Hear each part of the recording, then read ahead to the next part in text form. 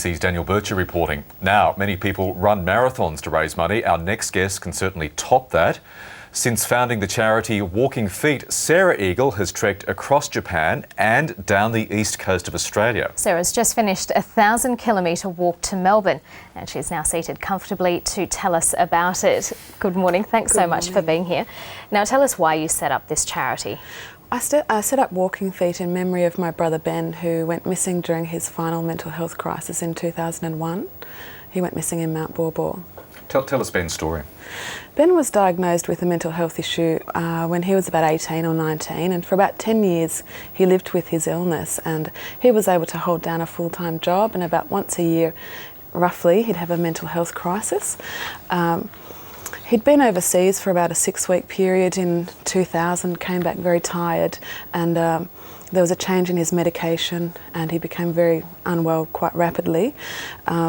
As a family, we were really concerned about Ben, and so we took him to I took him to emergency at a hospital in Melbourne and to try and get him some support. After about 6 weeks of this kind of support through the hospital, he was discharged, and we believed he was really unwell at that time, and we actually felt that he'd gotten far worse. So we took him up to Tangel Bren, our holiday house, where my dad built a house up there when he was about 20, and it's in a beautiful rainforest area, and unfortunately Ben went missing out in the forest there in early 2001.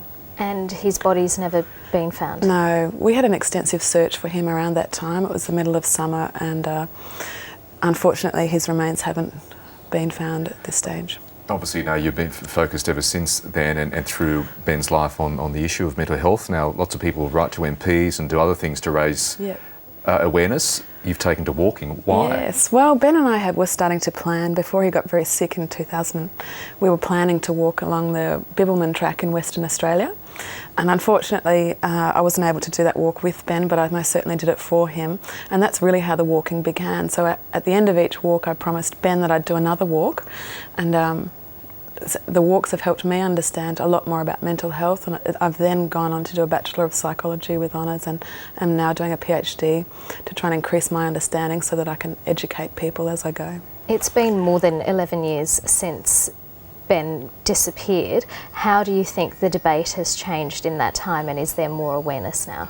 I think there is definitely more awareness. On this particular walk from Armidale to Melbourne, I've been really encouraged by the amount of community support Walking Feet has had, and meeting so many people along the way who are doing so much for the community with reducing stigma and encouraging people to get the word out. We're seeing pictures of your trek now, and I'm sure you are very, very sick indeed of people asking you this question, but I'll ask it anyway. How are the feet? My feet are doing really okay. I probably need a good sports massage to At relax. least one. Yeah, at least one. But no, I feel pretty good. I'm tired. And what's next? Yeah. I have now about 3 or 4 weeks off, and soon I'll get back into my PhD, which I've suspended for the duration of this so that I could concentrate on giving talks and holding events. And that'll take about 2 years, and then I'll start planning the next Walking Feet event. Well, we wish you all the best, Sarah Eagle. Thank you. Thank you very much. Thanks,